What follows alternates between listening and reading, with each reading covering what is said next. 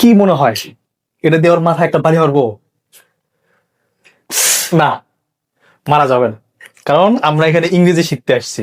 তো ইংরেজি শিখতে গেলে হাতুড়ি দিয়ে শিখাইতে হবে, এটা কোনো কথা না।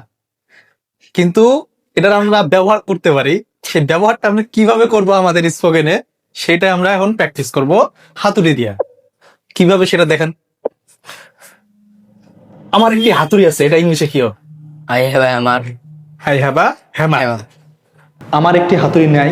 I don't have a hammer. আমার কি একটি হাতুড়ি আছে? Do I have a hammer?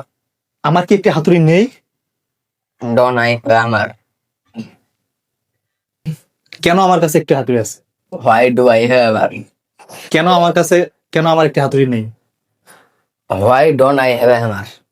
আচ্ছা, দ্যাটস গুড।